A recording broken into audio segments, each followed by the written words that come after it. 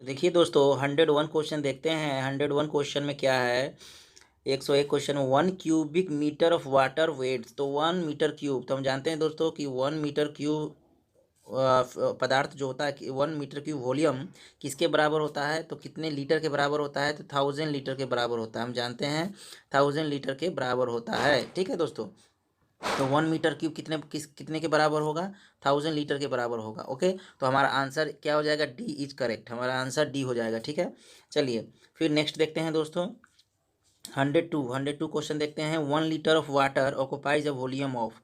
तो देखिए, जैसा कि हम जानते हैं कि 1000 लीटर इक्वल टू कितना? 1000 लीटर ऑफ वाटर कितना वॉल्यूम को ऑक्युपाई करेगा? तो दोस्तों 1 मीटर क्यूब वॉल्यूम को ऑक्युपाई करेगा। इतना तो हम जानते हैं इससे 101 से कि 1000 litre equal to 1 metre cube होता है।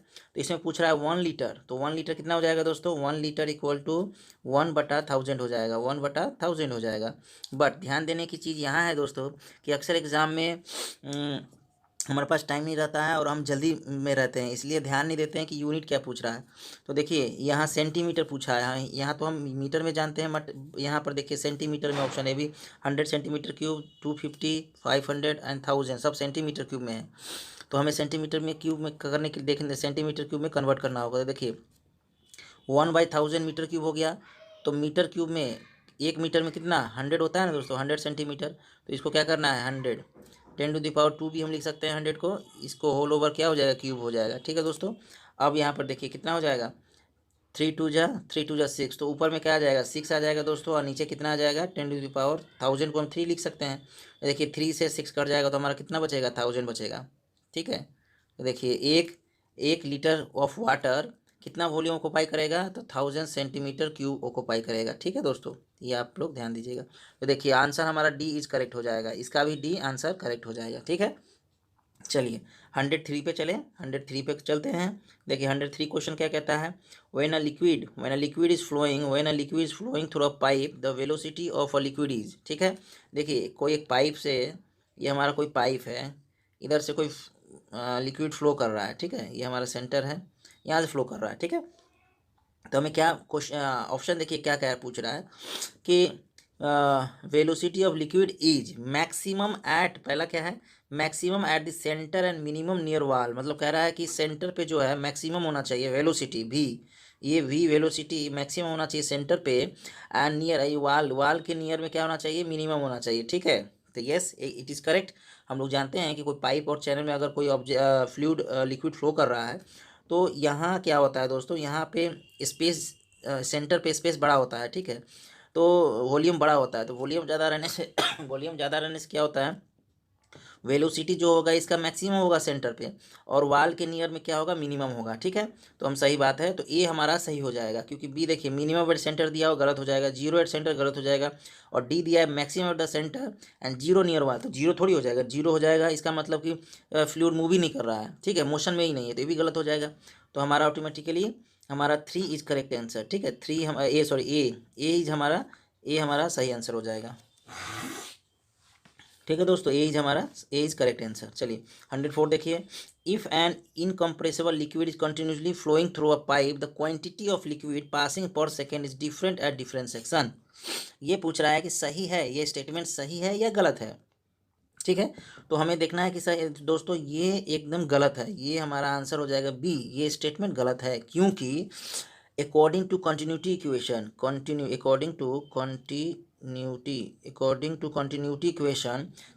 इक्वेशन क्या कहता है दोस्तों? कि if an incompressible liquid is continuously flowing through a pipe, the quantity of liquid passing per second is different नहीं होगा, passing per second is same और इक्वल, बोलिए सेम एट डिफरेंट सेक्शन और सेम एट ऑल सेक्शन। किसी भी section में, ठीक है, फ्लो कर रहा है तो जो क्वांटिटी होगा लिक्विड का वो सेम होगा in all section according to continuity equation. इसलिए दोस्तों हम कहते हैं कि कंटिन्यूटी इक्वेशन किस प्रिंसिपल पे काम करता है दोस्तों? तो कंजर्वेशन ऑफ, लिख लीजिए, याद रखिए दोस्तों, कंजर्वेशन ऑफ मास। ठीक है, ये कंजर्वेशन ऑफ मास पे मास प्रिंसिपल। ठीक है, कंजर्वेशन ऑफ मास प्रिंसिपल पे काम करता है दोस्तों। कंजर्वेशन ऑफ मास प्रिंसिपल, मतलब मास कहीं से भी क्या होगा, वो डिस्ट्रॉय नहीं होगा, लॉस नहीं होगा, ठीक है ना, ऐड होगा ना लॉस होगा, ना बढ़ेगा ना कम होगा, जो क्वांटिटी वो फिक्स रहेगा ऑल सेक्शन में, ठीक है। तो ये कंजर्व ये भी क्वेश्चन आता है कंटिन्यूटी इक्वेशन। हमारा कंटिन्यूटी इक्वेशन जो है दोस्तों कंजर्वेशन ऑफ मास प्रिंसिपल पे काम करता है, ठीक है। चलिए, तो इसका आंसर हो जाएगा बी दोस्तों, फॉल्स हो जाएगा, ठीक है। अब 105 देखते हैं, 105 देखते हैं दोस्तों। 105 क्वेश्चन में क्या कह रहा है, देखिए 105 है, the imaginary line drawn in the fluid in such way that the tangent to any point gives the direction of motion. क्या है, देखिए direction of motion at the point is known as, ठीक है। तो क्या हो जाएगा, इज नोन एज, एक इमेजिनरी लाइन है, ठीक है, in the fluid in such a way that tangent to any point gives the direction of motion. तो ये हमारा क्या, कौन सा लाइन हो जाएगा दोस्तों, स्ट्रीम लाइन हो जाएगा, स्ट्रीम लाइन, ठीक है। कौन सा लाइन हो जाएगा, इमेजिनरी लाइन है, एक टेंजेंट जो मोशन को दिखाता है, फ्लो, मोशन ऑफ फ्लो, तो वो क्या है, स्ट्रीम लाइन, इसको क्या बोलते हैं, स्ट्रीम लाइन, ठीक है। चलिए 106 देखते हैं दोस्तों।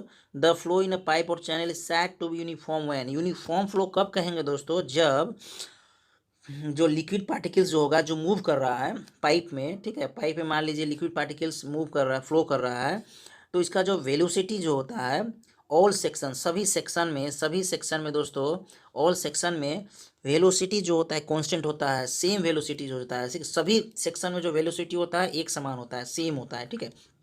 याद रखिएगा कि the pipe in the flow in a pipe और channel is said to be uniform when, कब, जब जब हमारा आंसर ये करेक्ट है, जब the liquid particles at all section have the same velocities, मतलब लिक्विड पार्टिकल का जो वेलोसिटी होगा इस सभी सेक्शन में समान होगा, सेम होगा सभी सेक्शन में, ठीक है। चलिए, और जब नहीं होगा तो क्या, अगर वेलोसिटी नहीं होगा, सेम अगर नहीं होगा तो उसको क्या कहेंगे, तो क्या कहेंगे, नॉन यूनिफॉर्म कहेंगे, सिंपल सी बात है। तो वही 107 वही पूछ रहा है कि the flow in a pipe और channel is said to be non uniform when, कब, जब the liquid particles at our section of same velocity, नहीं, the liquid particles at different section have different velocity. तो सही बात है, हमारा B correct हो जाएगा, the liquid particles at different section have different velocities, सही बात है, ठीक है। चलिए 108 देख लेते हैं दोस्तों। क्वेश्चन नंबर 108 देखिए क्या कह रहा है, a flow in which each liquid particles have different path and the path individual particles do not cross each other। मतलब क्या बोल रहा है कि हमारा देखिए जो लिक्विड है कैसे मूव करता है, लेयर बाय लेयर मूव करता है, देखिए ये लेयर बाय लेयर हमारा लिक्विड मूव करता है, एक लेयर बाय लेयर, ठीक है। तो इसमें क्या कह रहा है कि जब लिक्विड फ्लो करेगा, इस तरह से लिक्विड फ्लो कर रहा है, तो वो अपना एक इंडिविजुअल पाथ, मतलब अपना रास्ता में चलता है, ठीक है, वो अपना ही एक रास्ता बना के चलता है, और वो एक पार्टिकल्स दूसरे पार्टिकल के रास्ता पे डिस्टर्ब नहीं करता है, ठीक है, क्रॉस नहीं करता है। जैसे ये देखिए, ये वाला पार्टिकल्स अपना ही रास्ता में चल रहा है, ये वाला अपना ही रास्ता, ये वाला इसको डिस्टर्ब नहीं करेगा, क्रॉस नहीं करेगा, और ये वाला इसको क्रॉस नहीं करेगा, कोई भी एक दूसरे को डिस्टर्ब नहीं करेगा, ठीक है, अपना ही इंडिविजुअल पाथ पे चलेगा। उसको क्या कहेंगे, तो उसको कौन सा फ्लो कहेंगे दोस्तों, तो इसको स्ट्रीम लाइन फ्लो कहते हैं। क्या कहते हैं, स्ट्रीम लाइन फ्लो। और स्ट्रीम लाइन फ्लो को हम एक और नाम से जानते हैं दोस्तों, क्या कहते हैं, लेमिनर फ्लो, एक लेमिनर फ्लो भी कहते हैं दोस्तों, लेमिनर फ्लो, ठीक है। तो लेमिनर फ्लो में क्या होता है, एक पार्टिकल दूसरे पार्टिकल के रास्ते में डिस्टर्ब नहीं करता है, ठीक है। और अगर डिस्टर्ब कर दिया, एक पार्टिकल दूसरे के रास्ते में क्रॉस कर दिया, दूसरा तीसरा में क्रॉस कर दिया, एक दूसरे में पूरा एकदम क्रॉस जिगजैग वे में चलता है, ठीक है, क्रॉस करता है, तो उसको क्या कहते हैं, तो उसको टर्बुलेंट फ्लो कहेंगे, उसको क्या कहेंगे, टर्बुलेंट फ्लो, ठीक है। तो हमारा देखिए इसका आंसर 108 का आंसर क्या हो जाएगा, 108 का सी आंसर हो जाएगा, स्ट्रीम लाइन फ्लो या लेमिनर फ्लो, ठीक है। चलिए 101 देखते हैं, 109 109 क्वेश्चन देखते हैं दोस्तों। ए flow in which etch liquid particles dose not have a defined path and the path of individual cross also particles also cross each other is called turbulent flow. एकदम correct है। अभी मैंने बताया दोस्तों कि किसी भी लिक्विड का अपना एक पाथ, अपना एक रास्ता नहीं होगा, ठीक है, वो किसी भी दूसरे का रास्ता में क्रॉस करके मोशन में जा सकता है, मूव कर सकता है, ठीक है। तो उसको कौन सा फ्लो कहेंगे, तो टर्बुलेंट फ्लो कहेंगे। और अब हम लोग फ्लो कैसे पहचानेंगे दोस्तों, मैं एक और एक्स्ट्रा चीज़ बता रहा हूँ दोस्तों कि कौन सा फ्लो टर्बुलेंट है, कौन सा फ्लो लैमिनर है। इसको कैसे पहचानते हैं, तो रिनॉल्ड्स नंबर के द्वारा पहचानते हैं, ठीक है। रिनॉल्ड्स नंबर द्वारा हम पहचानते हैं, ठीक है, कि कौन सा फ्लो टर्बुलेंट है और कौन सा फ्लो लेमिनर है, ठीक है। तो रिनॉल्ड्स नंबर क्या होता है ये मैं आपको बाद में बताऊँगा, ठीक है। ये रेशियो होता है दोस्तों इनर्शिया फोर्स, ठीक है, ये inertia force inertia force by viscous force, ठीक है, inertia force by viscous force का ये रेशियो होता है। और इसके बारे में और जानकारी मैं बाद में दूंगा दोस्तों, बाद में जब क्वेश्चन आएंगे तभी मैं बाद में डिटेल से सभी जितने भी डायमेंशनल क्वांटिटी है सभी को मैं अच्छे से बताऊंगा। तो इतना जानकारी ले लीजिए दोस्तों कि टर्बुलेंट फ्लो है या स्ट्रीमलाइन फ्लो है, कैसे पता करेंगे, तो रिनॉल्ड्स नंबर के द्वारा पता करते हैं, ठीक है। चलिए, और रिनॉल्ड्स देखिए, जैसे रिनॉल्ड्स नंबर लेस देन 2000 रहता है दोस्तों, कितना 2000, लेस देन 2000 रहता है तो ये लेमिनर फ्लो होता है। और अगर रिनॉल्ड्स नंबर मोर देन 4000 होता है तो ये टर्बुलेंट फ्लो हो जाता है, टर्बुलेंट फ्लो कहलाता है, ठीक है। और बीच में रहता है तो ये इसको बोलते हैं ट्रांजिशन फ्लो। क्योंकि ट्रांजिशन फ्लो इसलिए कहते हैं क्योंकि ये इस बीच में क्या होता है कि चेंज करता है, लेमिनर फ्लो से टर्बुलेंट फ्लो में चेंज करता है, ट्रांसफ़र होता है, इसलिए इसको ट्रांजिशन फ्लो कहते हैं, ठीक है। चलिए, तो नेक्स्ट देखते हैं दोस्तों 110 देखते हैं। 110 में क्या कह रहा है, a flow in which the quantity of liquid flowing per second is constant is called. तो कांस्टेंट का मतलब क्या है दोस्तों, उसका मात्रा जो है लिक्विड का क्वांटिटी कांस्टेंट है, कहीं कम ज़्यादा नहीं हो रहा है, तो उसको इससे पहले मैंने बताया दोस्तों, उसको क्या कहेंगे, स्टेडी फ्लो कहेंगे। क्या कहेंगे, स्टेडी फ्लो कहेंगे, ठीक है। चलिए, तो 111 देखते हैं। A flow in which the quantity of liquid flowing per second not constant, constant नहीं है तो उसको क्या कहेंगे, अनस्टेडी फ्लो कहेंगे। कांस्टेंट है तो स्टेडी फ्लो, और नॉन कांस्टेंट है तो अनस्टेडी फ्लो, ठीक है। तो इसका आंसर हो जाएगा डी। चलिए 112 देख लेते हैं दोस्तों। 112 में क्या कह रहा है, देखिए 112 क्वेश्चन देखिए, which of the following statement is correct, कौन सा करेक्ट है। इन एंड कंप्रेसिबल फ्लो, पहला देखिए, in an compressible flow the volume of flowing liquid changes during the flow. तो पहला क्वेश्चन का मतलब क्या है दोस्तों कि in an compressible flow the volume of the flowing liquid changes during the flow, ठीक है।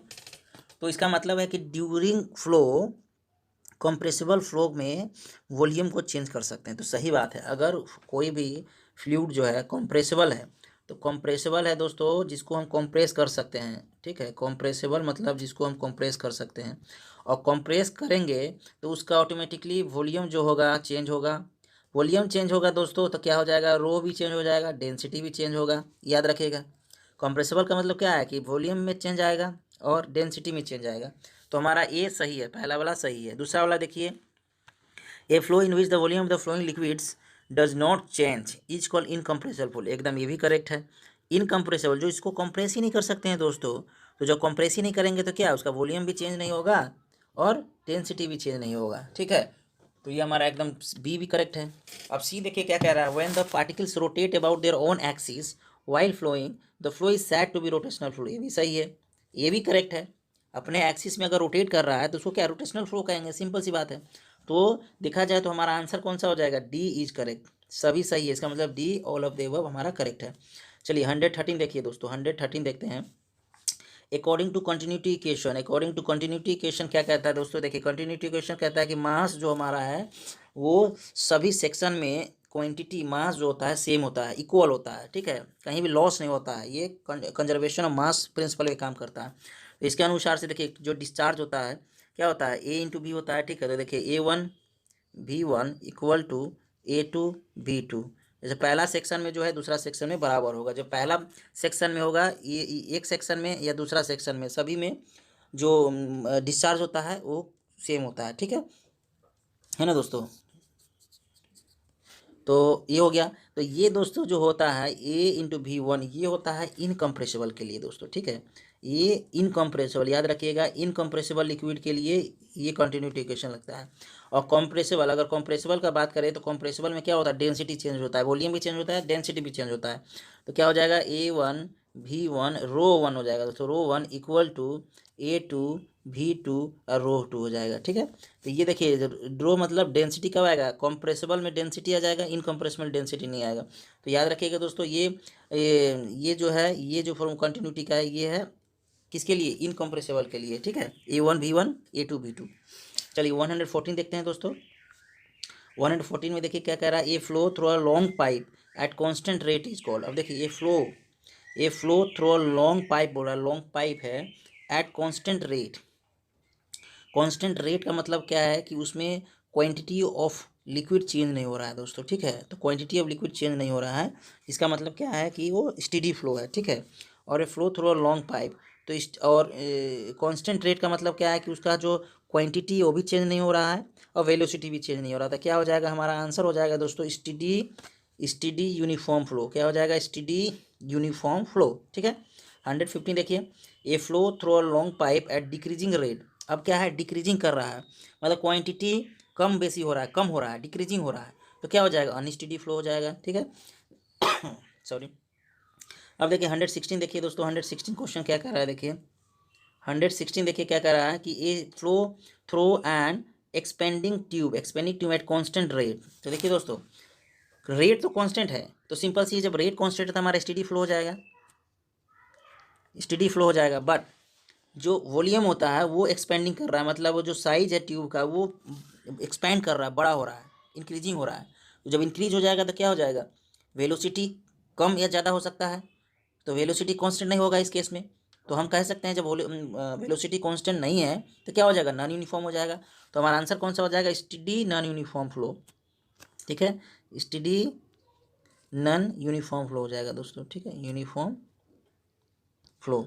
तो हमारा ऑप्शन देखिए कौन सा ऑप्शन सही है, तो ऑप्शन हमारा ये है दोस्तों, B is correct, steady non uniform flow is correct answer. ठीक है, मैं एक बार और बता रहा हूँ दोस्तों कि पहले हमको देखना है ऑप्शन में क्या कह रहा है। ऑप्शन में कह रहा है कि ये flow through an expanding tube. Expanding tube मतलब वो एक्सपेंड कर सकता है, करता है। ठीक है, तो एक्सपेंड जब कर रहा है तो वॉल्यूम तो यहाँ पे वॉल्यूम, सॉरी वॉल्यूम बोल रहे हैं वहाँ पे, हाँ सॉरी, वॉल्यूम तो कांस्टेंट नहीं है ना, उसका साइज तो कांस्टेंट नहीं है। तो जब वॉल्यूम में इंक्रीज होता है चाहे डिक्रीज होता है तो प्रेशर पे भी इफेक्ट, वेलोसिटी पे भी क्या होता है, वेलोसिटी पे भी इफेक्ट पड़ता है। तो वेलोसिटी यहाँ पर कांस्टेंट नहीं है, तो वेलोसिटी जब कांस्टेंट नहीं है तो नॉन यूनिफॉर्म हो गया। और रेट जो है कांस्टेंट है, तो जो कांस्टेंट रेट है तो स्टेडी हो जाएगा। तो बस हमारा क्या हो जाएगा, steady non uniform flow. Second देखिए दोस्तों, 117 117 क्वेश्चन देखिए, a flow through an expanding tube at increasing rate. अब देखिए दोनों ही चेंज हो रहा है, ये तो चेंज हो ही रहा था, वेलोसिटी चेंज हो ही रहा था, अब रेट भी इंक्रीज कर रहा है। इस केस में क्या कहेंगे, अनस्टेडी नॉन यूनिफॉर्म फ्लो। तो एकदम सही है, एकदम करेक्ट है, दोनों ही ये भी अनस्टेडी हो जाएगा, ये भी नॉन यूनिफॉर्म फ्लो हो जाएगा। तो हमारा आंसर 117 का ए हो जाएगा दोस्तों। ठीक है, चलिए 118 देखते हैं दोस्तों। 118 में क्या है, a flow whose stream line is represented by a curve. ठीक है, तो कर्व के द्वारा अगर स्ट्रीम लाइन को दर्शाया जाए तो उसको कौन सा फ्लो कहेंगे। तो देखिए क्या क्या है, ऑप्शन देखिए क्या क्या है, 1 डायमेंशनल फ्लो है, 3 डायमेंशनल फ्लो है, 2 डायमेंशनल है, 4 डायमेंशनल है। ठीक है, तो इसमें क्या होता है दोस्तों, देखिए ये तो फिजिक्स में आप लोगों ने पढ़ा होगा कि 1 डायमेंशनल फ्लो, 2 डायमेंशनल फ्लो और 3 डायमेंशनल फ्लो क्या होता है। देखिए एक स्ट्रेट लाइन में अगर फ्लो कर रहा है कोई भी चीज़, पदार्थ स्ट्रेट लाइन में अगर वो मोशन कर रहा है तो वो हो जाता है 1 डायमेंशनल फ्लो हो जाता है। ठीक है, तो देखिए इसका एग्जाम्पल मैं बताता हूँ आपको। जब हम लोग रास्ते में वॉकिंग करते हैं, ठीक है, चलते हैं, रनिंग करते हैं, वॉकिंग करते हैं, वॉक करते हैं, क्या करते हैं दोस्तों, वॉक करते हैं या रनिंग करते हैं। ठीक है, तो क्या करते हैं, रास्ते पे करते हैं, एक स्ट्रेट रास्ता होता है उसमें हम लोग करते रहते हैं। तो हमारा मोशन जो हो गया, जो हम लोग चलते हैं, चाहे कार चल रहा है, ठीक है, एक कार चल रहा है, ठीक है, एक कार चल रहा है, चाहे एक बस चल रहा है, एक बाइक चल रहा है, एक स्ट्रेट लाइन मोशन, तो ये क्या है, स्ट्रेट लाइन मोशन। तो ये इसको हम कह सकते हैं 1 डायमेंशनल फ्लो। ठीक है, और 2 डायमेंशनल फ्लो क्या, किसको कहते हैं दोस्तों, हाँ, और 1 डायमेंशनल फ्लो जैसे देखिए ये तीन, ये है एक्स वाई और जेड, ये एक्स एक्सिस है, वाई एक्सिस है, जेड एक्सिस है। जिस मोशन को दिखाने के लिए हमको सिर्फ एक एक्सिस की ज़रूरत होता है, जैसे मान लीजिए एक्स एक्सिस, सिर्फ हमको एक्स एक्सिस की ज़रूरत पड़ता है, उसको हम 1 डायमेंशनल फ्लो कहते हैं दोस्तों। ठीक है, जैसे मान लीजिए हम स्ट्रेट लाइन में चल रहे हैं, तो बस यही एक ही एक्सिस को पता करने से हमें पता चल जाएगा हमारा मोशन, ठीक है, कि कितना मैग्नीट्यूड है, क्या है, नहीं है। तो हमें एक एक एक्सिस को पढ़ेंगे तो हमारा ज़रूरत पूरा हो जाएगा। बट जिस फ्लो को पढ़ने के लिए हमको एक्स एक्सिस और वाई एक्सिस दोनों का जरूरत पड़े, उसको हम क्या कहेंगे, 2 डायमेंशनल फ्लो। और जिस मोशन को पढ़ने के लिए X axis, Y axis, Z axis तीनों को पढ़ना पड़े, उसको हम 3 डायमेंशनल फ्लो कहेंगे। ठीक है, तो दोस्तों यहाँ से आप तो पता समझ गए होंगे। बट मैं ये तो 1 डायमेंशनल फ्लो का एग्जाम्पल मैंने बता दिया आपको, 2 डायमेंशनल फ्लो का एग्जाम्पल बताता हूँ आपको। ठीक है, जैसे देखिए एक यहाँ पर एक आदमी है, ठीक है, यहाँ पे एक आदमी है, यहाँ पे एक आदमी है, ठीक है, इसने एक पत्थर फेंका दोस्तों, या चाहे एक बॉल फेंका, और ये ऐसे करके इसके पास गिरा जाके, ठीक है, तो ये क्या है, इस पैराबोलिक टाइप का गया। ठीक है, तो इसको पढ़ने के लिए हमको एक तो एक्स एक्सिस में मूव कर रहा है, और देखिए एक ऊपर भी तो जा रहा है, ऊपर जाके फिर नीचे आ रहा है, इसका मतलब ये वाई एक्सिस को भी पढ़ना पड़ेगा। ये देखिए X axis and Y axis दोनों में ये काम कर रहा है, ठीक है। तो ये हो गया आपका, ये जो बॉल फेंका ये कौन सा है, ये आपका 2 डायमेंशनल फ्लो हो जाता है। ये एग्जाम्पल हो गया आपका, ठीक है, X axis and Y axis. या और मैं एक एग्जाम्पल बताता हूँ, जो रोटेशनल मोशन होता है, सर्कुलर मोशन जो होता है दोस्तों, जो एक सर्कल में मोशन की करता है दोस्तों। देखिए एक सर्कल में मोशन हो रहा है, यहाँ से मोशन को कर रहा है, तो देखिए या ये और ये दोनों पढ़ना पड़ेगा आपको। जो थीटा निकालना पड़ेगा आपको, क्या करना पड़ेगा, थीटा। अब इसका मान लीजिए डिस्टेंस या वेलोसिटी निकालने के लिए क्या करना पड़ेगा, थीटा का वैल्यू निकालना होगा। तो देखिए एक तो एक्स एक्सिस में काम कर रहा है और एक की क्या है, एक वाई एक्सिस में काम कर रहा है। तो हमें सर्कुलर मोशन को भी निकालने के लिए दोनों एक्स एक्सिस और वाई एक्सिस दोनों को निकालना होगा। तो इसको क्या कहेंगे, 2 डायमेंशनल फ्लो कहेंगे, ठीक है। और 3 डायमेंशनल फ्लो का क्या है, 3 डायमेंशनल फ्लो जब होता है दोस्तों, एक प्लेन, मान लीजिए एक प्लेन में ये तीनों कब निकलेगा, जब एक प्लेन में होगा। एक प्लेन का जब हम पूरा पढ़ेंगे मोशन, तो एक्स वाई जेड तीनों को पढ़ना पड़ेगा। इसका एग्जांपल है दोस्तों, ये जो काइट होता है, पतंग जो होता है, वो आसमान में उड़ता है, तो वो क्या 3 डायमेंशनल फ्लो हो गया। और जो बर्ड है, चिड़िया जो उड़ती है, तो वो भी 3 डायमेंशनल फ्लो हो गया। तो ये सब एग्जांपल है 3 डायमेंशनल फ्लो का। तो ठीक है दोस्तों। और कर्व, जैसे देखिए कर्व से पूछा था ना कि कौन सा रिप्रेजेंट बाय कर्व, तो देखिए ये मैंने बताया था कि जब ऐसे करके फेंक रहा है, तो ये एक टाइप का कर्व ही तो हो गया ना दोस्तों, कर्व टाइप का ही तो हो गया। और ये क्या है, कर्व है और पैराबोलिक टाइप का है, तो ये 2 डायमेंशनल फ्लो हो गया। तो इसका आंसर क्या हो जाएगा दोस्तों, कर्व। कर्व से अगर रिप्रेजेंट हो रहा है तो 2 डायमेंशनल फ्लो होता है, ठीक है। चलिए आई होप कि आप लोग 1 डायमेंशनल, 2 डायमेंशनल, 3 डायमेंशनल अच्छे से समझ गए होंगे। नेक्स्ट 119 क्वेश्चन देखते हैं। A flow in which volume of the fluid and density does not change during the flow is called. तो देखिए दोस्तों, वॉल्यूम और डेंसिटी चेंज नहीं हो रहा है, इसका मतलब क्या है, इनकम्प्रेसिबल है। जिसको कंप्रेस नहीं कर सकते हैं उसी का तो वॉल्यूम और डेंसिटी चेंज नहीं होगा, जिसको हम कंप्रेस नहीं कर सकते हैं। तो बस हो गया, 119 का ये हो जाएगा। चलिए 120 देखिए। All the gases are considered to have compressible flow and all the liquids are considered to have incompressible flow. एकदम करेक्ट है। सभी गैसेस होती है, जो गैस होते हैं दोस्तों, सभी गैस, जितने भी गैसेस होती है, ये सभी क्या होता है, कंप्रेसिबल फ्लो होता है, कंप्रेस, जिसको हम कंप्रेस कर सकते हैं, ठीक है, कंप्रेसिबल फ्लो होता है। और जितने भी लिक्विड्स होते हैं, ये क्या होते हैं दोस्तों, इनकम्प्रेसिबल होते हैं। जैसे देखिए कंप्रेसिबल है तभी तो हम लोग, गैस जो है कंप्रेसिबल है तभी तो हम लोग एलपीजी हो गया, ठीक है, या सीएनजी हो गया, सीएनजी हो गया। तो एलपीजी क्या करते हैं हम लोग, कंप्रेस करके ही तो सिलेंडर में डालते हैं। लिक्विफाइड पेट्रोलियम गैस क्या करते हैं, पूरा एकदम कंप्रेस करके, ये चाहे सीएनजी हो गया, कंप्रेस नेचुरल गैस, इसको क्या करते हैं, कंप्रेस करके हाई प्रेशर, बहुत ही हाई प्रेशर में कंप्रेस करके हम लोग क्या करते हैं, ये सिलेंडर में डालते हैं गैस को, ठीक है। तो याद रखिएगा, सभी गैसेस क्या है, ये कंप्रेसिबल होता है, सभी गैसेस क्या है, कंप्रेसिबल होता है। और लिक्विड क्या होता है, फ्लूइड्स, लिक्विड क्या होता है, इनकम्प्रेसिबल होता है, ठीक है। तो याद रखिएगा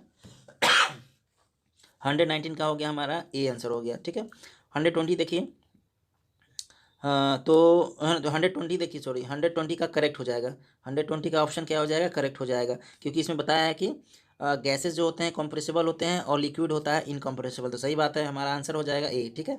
चलिए 121 देखते हैं दोस्तों। 121 में क्या कह रहा है, a flow whose stream line is represented by straight line. अभी मैंने बताया दोस्तों कि अगर स्ट्रेट लाइन में फ्लो कर रहा है, चाहे मोशन कर रहा है, तो उसको क्या कहेंगे, 1 डायमेंशनल फ्लो कहेंगे। क्या कहेंगे दोस्तों, 1 डायमेंशनल फ्लो, 1 डायमेंशनल फ्लो कहेंगे, ठीक है। तो हमारा आंसर क्या हो जाएगा दोस्तों, ये हमारा ए हो जाएगा, 1 डायमेंशनल फ्लो, ठीक है। 122 देखिए, in 1 dimensional flow the flow take place in a straight line, हमारा आंसर बी हो जाएगा, ठीक है। In 1 dimensional flow the flow take place in straight line, ये देखिए स्ट्रेट लाइन में फ्लो हो रहा है, ठीक है। चलिए 123 देखिए दोस्तों, in 2 dimensional flow the flow does not take place in a curve. तो हमारा ये क्या हो जाएगा, 2 डायमेंशनल फ्लो में कर्व में ही फ्लो होता है, ठीक है। तो यहाँ बोला है not take place in curve, तो हमारा क्या हो जाएगा, फॉल्स हो जाएगा आंसर, ठीक है। चलिए 124 देख लेते हैं दोस्तों। 124 में क्या पूछ रहा है, 124 में पूछ, the total energy of liquid particles in motion is equal to. अब देखिए दोस्तों, यहाँ से आपका बर्नौली इक्वेशन चालू हो गया, बर्नौली सिद्धांत चालू हो गया, ठीक है। ये आपको ध्यान रखना है दोस्तों कि जब भी कोई फ्लूइड पार्टिकल्स मोशन करता है, फ्लो करता है, तो उस टाइम में क्या होता है, एक ड्यूरिंग दैट टाइम 3 टाइप का एनर्जी उसमें उत्पन्न होता है, ठीक है। 3 टाइप्स ऑफ एनर्जी प्रोड्यूस होता है। कौन कौन सा दोस्तों, तो पहला होता है दोस्तों देखिए प्रेशर, प्रेशर एनर्जी होता है दोस्तों, ठीक है, प्रेशर एनर्जी पहला। दूसरा होता है दोस्तों काइनेटिक एनर्जी, काइनेटिक एनर्जी। और तीसरा होता है दोस्तों पोटेंशियल एनर्जी। ये तीन टाइप का पोटेंशियल एनर्जी, ये तीन टाइप का फ्लो आपको, ठीक है, ये ड्यूरिंग फ्लो ये प्रोड्यूस होता है। और प्रेशर एनर्जी को हम लोग दिखाते हैं दोस्तों P/ρg, P/ρg। काइनेटिक एनर्जी को दर्शाते हैं B², फार्मूला है V²/2g, ठीक है दोस्तों। और पोटेंशियल एनर्जी को जेड से दिखाते हैं फार्मूला, ठीक है। तो ये कह रहा है और जब फ्लो करता है तो ये तीनों एनर्जी क्या होता है, प्रोड्यूस होता है अकॉर्डिंग टू फ्लो। और बर्नौली साहब ने कहा, क्या कहा था कि ड्यूरिंग फ्लो ये तीनों एनर्जी होता है, ये कांस्टेंट होता है during flow in all section, सभी सेक्शन में जो ये तीनों एनर्जी होता है दोस्तों ये कांस्टेंट होता है। किसने कहा था, बर्नौली साहब ने कहा था, ठीक है। और इसको आप प्रेशर हेड भी कहते हैं, काइनेटिक हेड भी कह सकते हैं, पोटेंशियल हेड भी कह सकते हैं, ठीक है। तो चलिए क्वेश्चन पे आते हैं दोस्तों। 124 देखिए, तो the total energy of liquid particles in motion is equal to, क्या हो जाएगा, pressure energy plus kinetic energy plus potential energy. हमारा ए इज करेक्ट हो जाएगा, ठीक है दोस्तों, A is our correct answer, ठीक है। अब 125 में देखिए, 125 में देखिए हेड, हेड ये एनर्जी के अनुसार तभी हेड पूछ रहा है, तो क्या हो जाएगा, pressure head plus kinetic head plus potential energy. इसका भी आपका आंसर ए इज करेक्ट हो जाएगा, ठीक है। 126 देखिए दोस्तों, for a perfect incompressible liquid flowing in a continuous stream the total energy of the particles remains the same। अभी मैंने बताया था दोस्तों कि बोनोली साहब ने क्या कहा था कि total energy of the particles remains the same while the particles move from one point to another. This statement is called, किसने दिया था, महान साइंटिस्ट हमारा किसने दिया था, बर्नौली साहब ने दिया था। बर्नौली साहब ने कहा था कि जब पार्टिकल्स एक पॉइंट से दूसरे पॉइंट पे, देखिए एक पॉइंट से दूसरा पॉइंट पे अगर मूव कर रहा है पार्टिकल्स, ठीक है, एक पॉइंट से दूसरा पॉइंट पे, तो टोटल एनर्जी क्या है, हमारा कांस्टेंट है, that is pressure energy, kinetic energy and potential energy. All three energies are constant during motion from one point to another point and this statement is given by our great scientist Bernoulli साहब, okay. चलिए तो next question पे बढ़ते हैं दोस्तों। Next question क्या है हमारा, 127 देखिए, according to Bernoulli's equation, according to Bernoulli's equation मैंने अभी बताया था दोस्तों कि सभी तो तीनों एनर्जी इक्वल है। तो देखिए तो इसमें तो देखिए माइनस है, तो ये गलत हो जाएगा, ये भी गलत हो जाएगा, हम ये भी गलत हो जाएगा। तो हमारा ऑप्शन क्या है, ये है, तीनों तीनों कांस्टेंट है। तो देखिए प्रेशर एनर्जी क्या है, प्रेशर एनर्जी P/ρg, और ρg को हम क्या, ρg को हम ये भी लिख सकते हैं ना, स्पेसिफिक वेट भी लिख सकते हैं, इसलिए यहाँ पर देखिए स्पेसिफिक वेट है, equal plus pressure energy plus kinetic energy V²/2g plus potential energy Z। तो हमारा इक्वल टू क्या हो जाएगा, कांस्टेंट हो जाएगा। तो हमारा ऑप्शन ए इज करेक्ट, ठीक है दोस्तों। चलिए नेक्स्ट देखते हैं, Euler's equation is the differential form of the motion of liquid is given bye. अब देखिए जो हमारा बर्नौलीज इक्वेशन जो होता है वो यूलर्स इक्वेशन से बना हुआ है। जब यूलर्स इक्वेशन को डिफ्रेंशिएट करते हैं, यूलर्स इक्वेशन को जब हम डिफ्रेंशिएट करते हैं तो दोस्तों हमें बर्नौलीज इक्वेशन मिलता है, ठीक है दोस्तों। तो यूलर्स इक्वेशन कौन सा होगा, ये हो जाएगा दोस्तों, A is correct, dp/ρ plus g dz plus v dot dv। ये हमारा, इसको आप डिफ्रेंशिएट कीजिएगा तो ये मिलेगा, ठीक है। तो ये हमारा करेक्ट आंसर हो जाएगा, ठीक है। चलिए नेक्स्ट क्वेश्चन देखते हैं। The Bernoulli's equation based on the assumption that, Bernoulli's equation किस सिद्धांत पे काम करता है दोस्तों, देखिए there is no loss of energy of the liquid flowing. सही बात है, जब सारे एनर्जी कांस्टेंट है तो लॉस कहाँ पे है, तो ये हमारा सही हो जाएगा। The velocity of flow is uniform across any cross section of the pipe. सही बात है, वेलोसिटी क्या है, यूनिफॉर्म होना चाहिए। No force except gravity acts on the fluid, तो ये भी सही बात है, कोई भी एक्स्ट्रा फोर्स एग्जर्ट नहीं करेगा एक्सेप्ट हमारा ग्रेविटेशनल फोर्स। तो इसका आंसर क्या हो जाएगा, D is our correct answer, ठीक है, डी हमारा सही हो जाएगा। चलिए नेक्स्ट देखते हैं दोस्तों। नेक्स्ट क्वेश्चन देखिए दोस्तों, 130 देखते हैं दोस्तों। Next question, the Euler's equation of the motion of liquid is based upon the assumption that.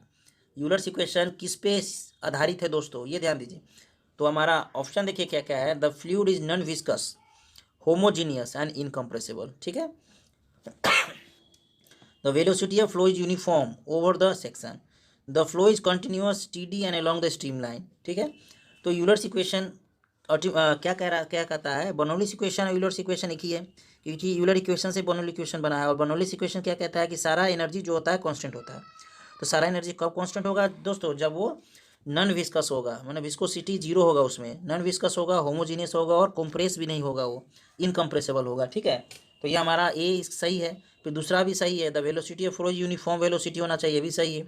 The flow is continuous flow होना चाहिए, रुकना नहीं चाहिए, और स्टीडी होना चाहिए, उसका क्वांटिटी फिक्स होना चाहिए, तो ये भी सही है। तो हमारा ले दे के क्या होगा आंसर सही, हमारा D is correct, D is correct answer हो जाएगा। ओके दोस्तों, तो ये हमारा 130 का आंसर हो गया, ऑल ऑफ द एबव। ठीक है दोस्तों, तो अभी 100 से मैंने 130 तक क्वेश्चन कराया है दोस्तों, और आई होप कि मैंने आपको अच्छे से समझाने का कोशिश किया है, आप लोग को समझ में आ गया होगा दोस्तों।